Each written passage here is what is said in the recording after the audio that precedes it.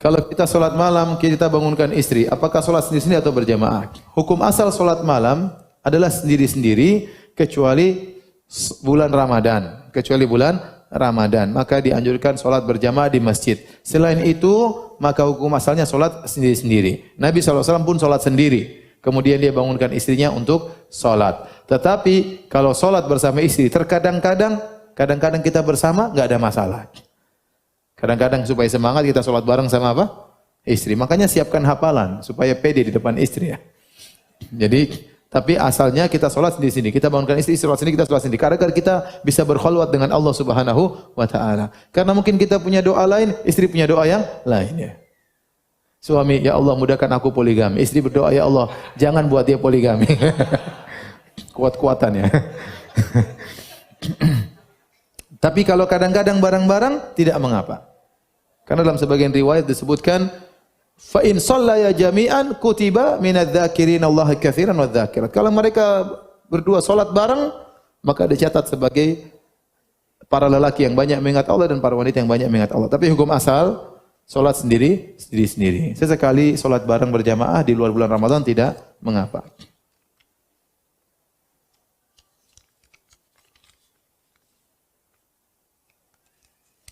Jika mengerjakan salat malam, apakah boleh salat witirnya dikerjakan setelah salat Isya? Tidak. Kita mengerjakan salat witir setelah salat Isya kalau kita ternyata yakin tidak bisa bangun.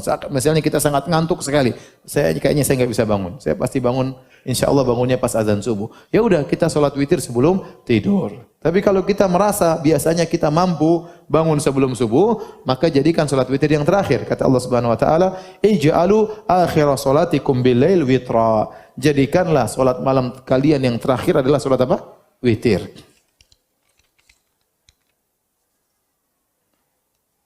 Kapan waktu yang paling afdal untuk melaksanakan salat witir? Yang paling afdal salat witir salat malam sepertiga malam yang terakhir. Sepertiga malam yang terakhir ya. Sekarang ini caranya mengetahui sepertiga malam yang terakhir yaitu Anda harus tahu kapan azan maghrib dan kapan azan subuh, kemudian dibagi 3, kemudian hitung mundur sepertiga dari waktu salat subuh. Dan sekarang sepertiga malam terakhir itu dimulai dari jam 1 malam. Dari jam 1 malam.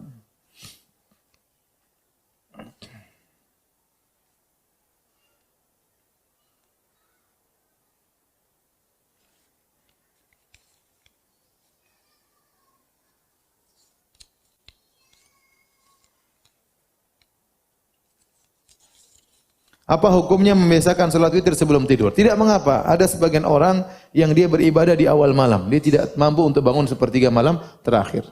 Dia salat malamnya di awal malam. Seperti dalam hadis Abu Hurairah ya, "Ausani khalili bi thalath." Kata Abu Hurairah bahwasanya kekasihku itu Rasulullah SAW mewasiatkan kepadaku untuk melaksanakan 3 perkara. Di antaranya al-witru qabla an-naum.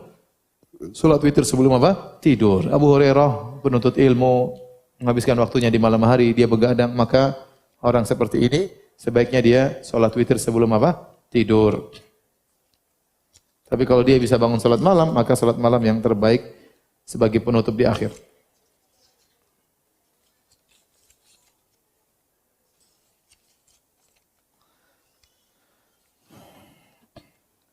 Ini sering ditanya berulang kali, apakah tahajud lebih baik salat bersama suami atau salat sendirian? Tadi jawabannya sudah, asalnya salat apa? Sendirian. Tetapi sesekali kita salat bersama anak dan istri tidak mengapa sesekali.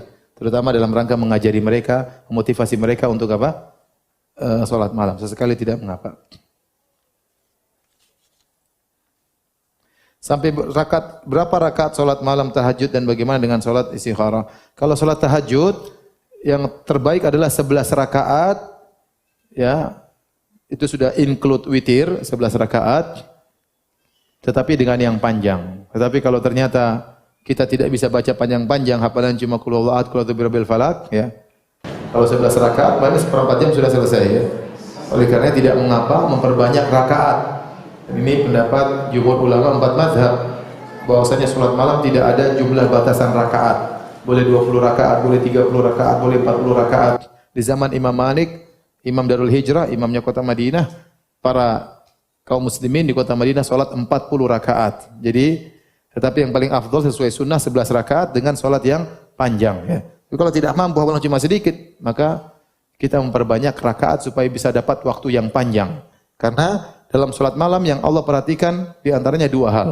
Waktunya Allah perhatikan. Makanya Allah mengatakan, "Qumil laila illa qalila nisfahu aw inqus minhu qalila aw zid 'alaihi wa ratilil Qur'ana tartila." Salatlah malam engkau setengah malamnya atau kurangi sedikit atau tambah. Berarti yang menjadi patokan juga terkadang apa? Durasinya berapa lama, paham? Kemudian juga diperhatikan juga jumlah rakaat yang terbaik 11 rakaat. Kalau kita bisa menggabungkan dua ini, 11 rakaat dengan durasi yang panjang, maka itu yang terbaik sesuai dengan sunnah Nabi sallallahu alaihi wasallam. Tapi kalau ternyata kita enggak bisa ya salat seperti Nabi panjang-panjang, maka kita boleh memperbanyak rakaat agar mendapatkan durasi yang panjang. Paham?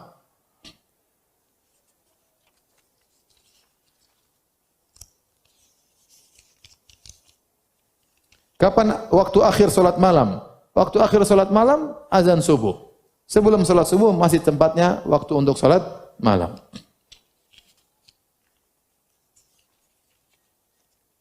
Adab meminta kepada Allah. Minta kepada Allah yang paling penting adalah Anda khusyuk benar-benar menunjukkan kerendahan dan kehinaan di hadapan Allah Subhanahu wa taala. Dan sangat mudah minta kepada Allah. Anda mau minta kapan saja boleh. Tidak perlu bikin janji untuk meeting terlebih dahulu. Kalau mau ketemu orang susah. Yang kedua, ente di depan boleh bicara sepuasnya, tidak usah malu-malu. Kalau kita minta sama orang ngomong gini enggak enak, ngomong gitu enggak enak, ngomong gitu enggak enak. Yang ketiga, ente ukapkan saja dengan berarti yang penting bahasa yang sopan meskipun Anda enggak pandai untuk nyusun kata-kata, enggak ada masalah. Jadi kalau ketemu dengan bos harus muqaddimah dulu. Ini dulu, pilih udah yang penting ente berdoa kepada Allah Subhanahu wa taala. Jangan lupa memuji Allah Subhanahu wa taala, mengakui kesalahan-kesalahan dan kekurangan, kemudian bersalawat kepada Nabi. Kalau sudah terkumpul tiga ini, insyaallah doa itu dikabulkan. Ya. Jadi memuji Allah, kedua mengakui kesalahan-kesalahan dan mengakui kerendahan, kehinaan kita.